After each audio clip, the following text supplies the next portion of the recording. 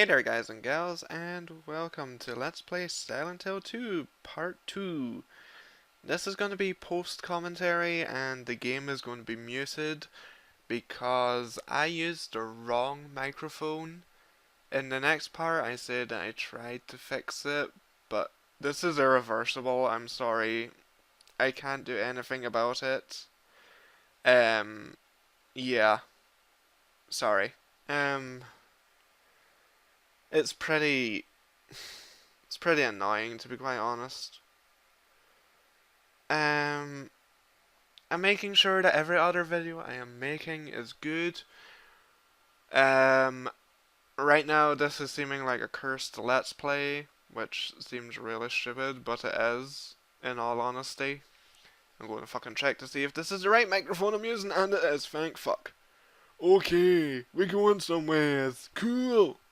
Okay, anyway, so what I said in this part was that I was talking about the lying figures and their symbolisms. Um, Basically, what the lying figures mostly represent are how Mary perceived herself during her illness. She had perceived herself as a pest or a burden upon James.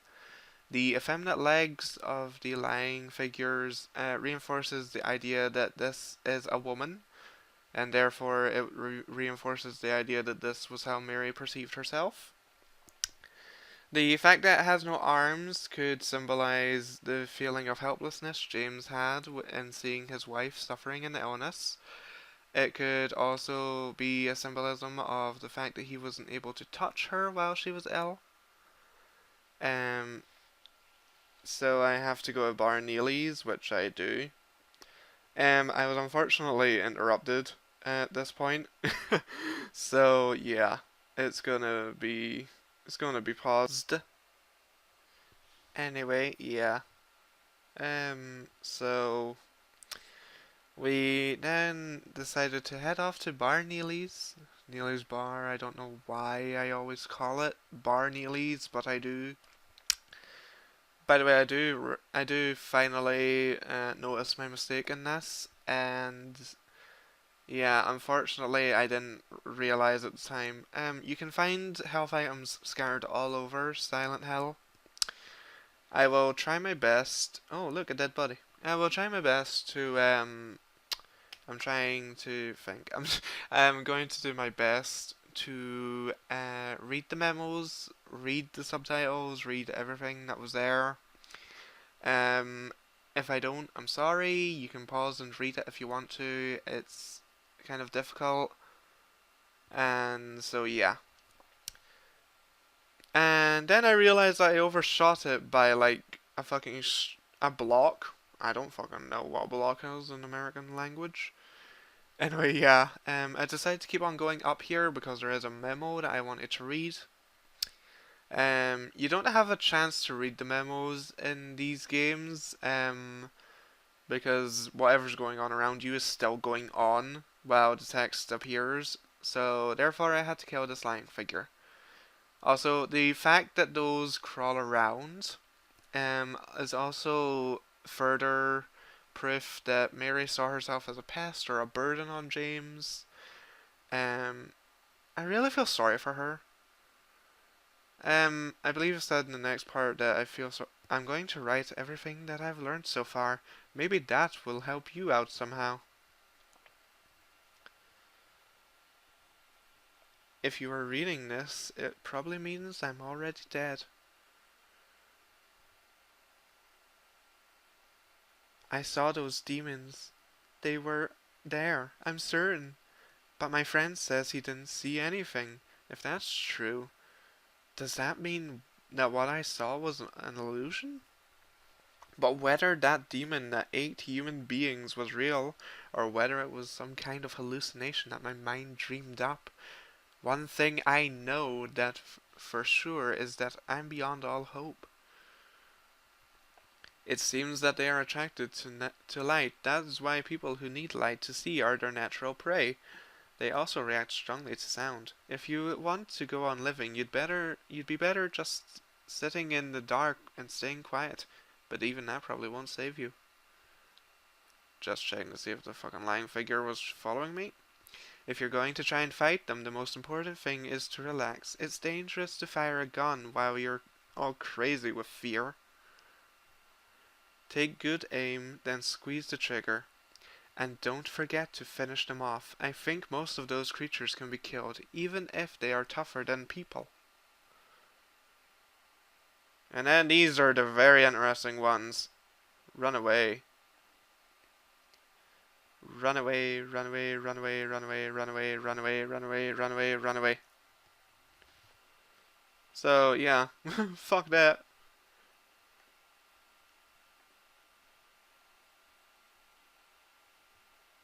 So, anyway. Now we are heading to Neely's bar, which I should have done ages ago, you know. Um, but I overshot it, and so I decided to just continue.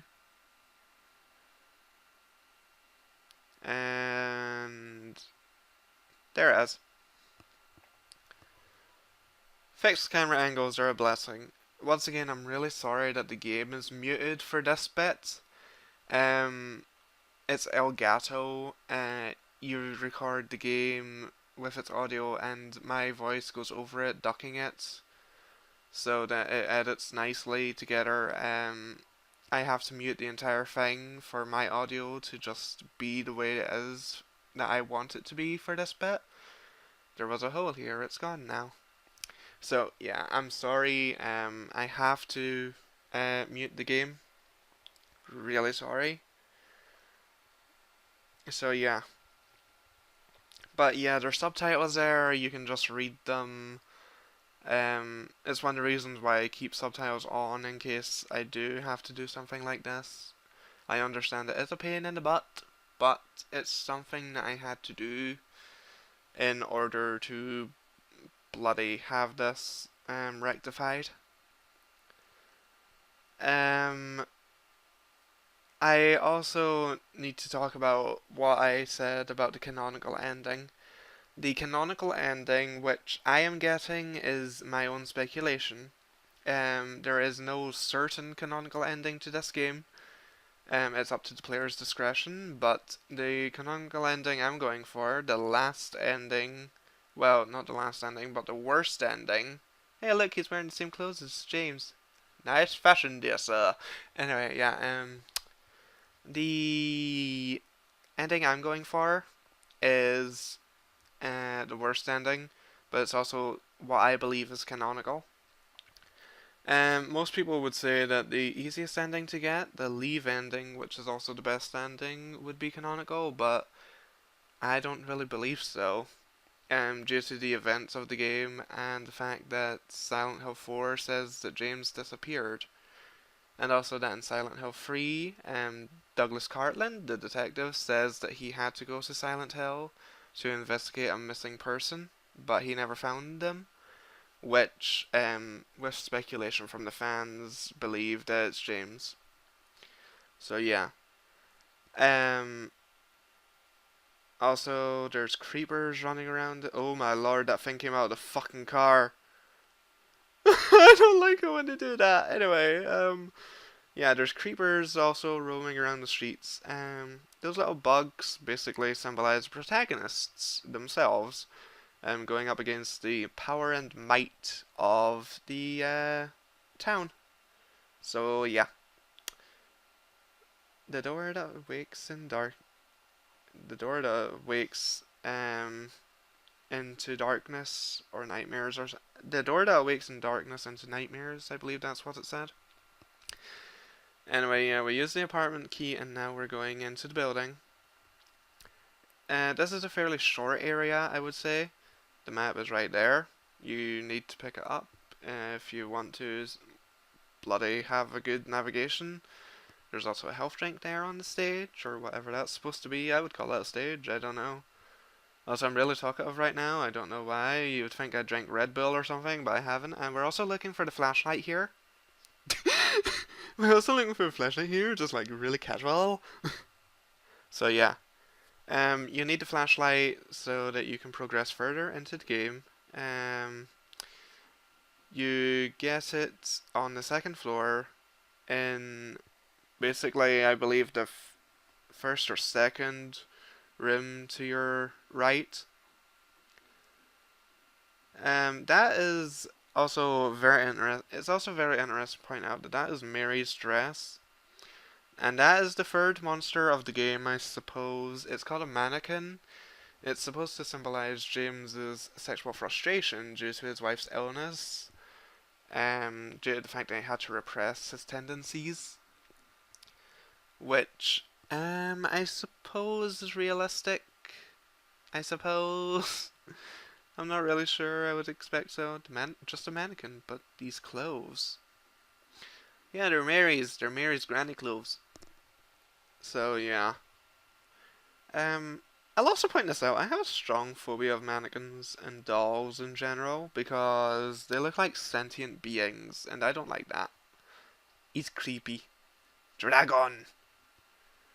Anyway, shoot. There's a trash chute. There's some kind of strange garbage stuck in the hole. That's what she said. Anyway. Okay, so now you have to go to the third floor in order to get the handgun, which is in this apartment building, and to see a cutscene which is scripted and needed. So yeah. I'll be honest, when I realized that the audio for this was fucked, I did try to get captions, but it was just too fucked up. I was trying to get it text to speech and it work from that, but even I couldn't hear my own voice, and that was terrible. Okay, so the handgun is in the room at the far end of this hallway. It's in the shopping cart. For some reason, you could question why there's a handgun there, but I would rather question why there's a shopping cart. And also all those bullet holes, but I suppose that would be logical since the advice was to just sit in a dark room. So obviously you'd be shooting blindly, but all those fucking bullet holes, it wasn't a fucking SMG. There's a key on the ground on the other side of the bars. If I stretch my arm out, I just might be able to reach it. You have a fucking plank of wood. Why would you use your hand? James really has his blonde moments. I'll admit that. James is kind of a doofus when it comes to many things in this game. You little bitch. It's the evilest monster of all. 8-year-old children. Anyway, since the key is fucked, we go back to the second floor after that cutscene for something much more fun dabby dozy. So yeah.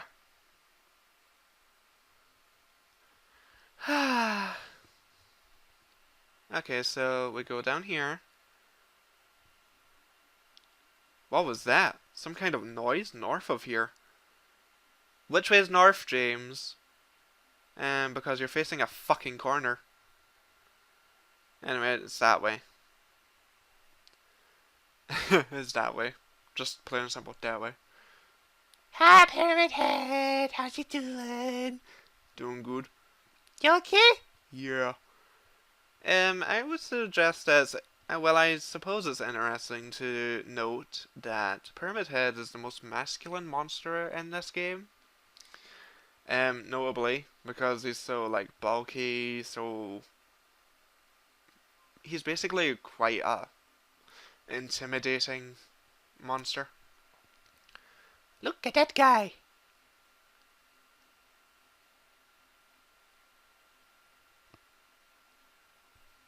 I don't know. I suppose it would be the red Pyramid Head.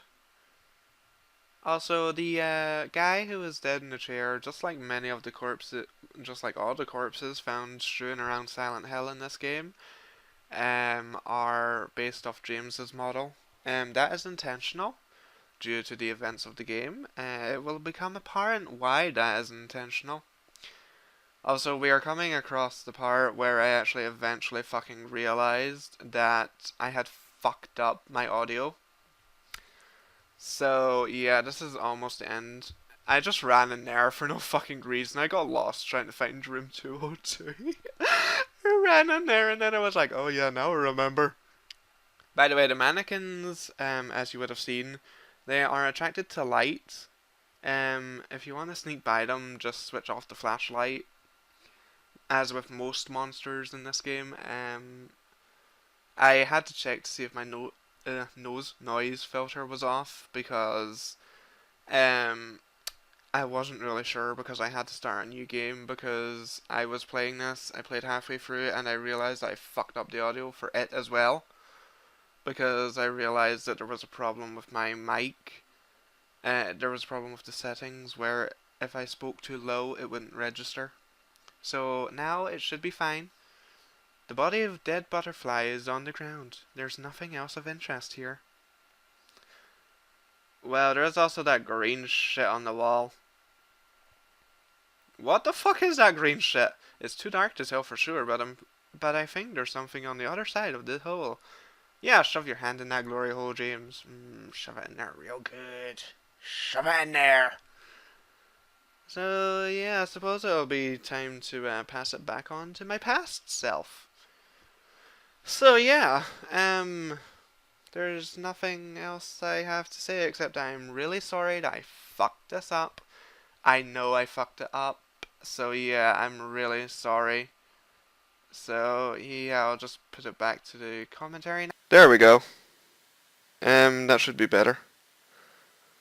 Really should be. Got the clock key. Jesus Christ. Oh god, okay. I'm gonna have to stop it here soon because I'm gonna have to see what the damage was to this footage. Like, I'm really gonna have to see what the damage was. Okay, let's go complete this puzzle. We don't have to really bother with those things. No, it's not that door, it's the other one. Hi, Pyramid, come to get ya. Okay, so we go in here, in here. We look at these. What's this? Henry Mildred Scott. Which is basically HMS, hour minute second. And so this means that we have to set the time to 10 past 9 and 15 seconds. 9, 10, 15 seconds. Clock has stopped at 4:15 and 15 seconds. The plate is closed and locked. I can't touch needles like this. Which is why we have the clock key. Yep, use the clock key.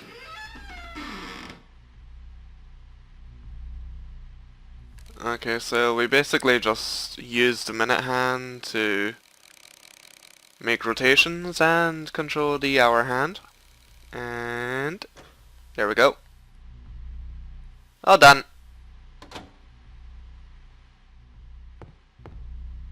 There is writing on the clock. The scars from the past shall remove the nail that stops time. And yes, we shall push the clock. And basically what that puzzle meant was that, yeah, well, basically the clock wouldn't move unless you did that puzzle. Pretty simple, really. I'm wondering how long it's been, because there's a save point right here. Oh, there's also a health drink over there. I could keep going, but I'd rather not because I want to see what this footage is like. So yeah, thanks for watching part 2 of Let's Play Silent Hill 2, and stay tuned for part 3 where we're going to continue through the apartment building. Peace out. Bye! Are these marks of blood? Nice butt.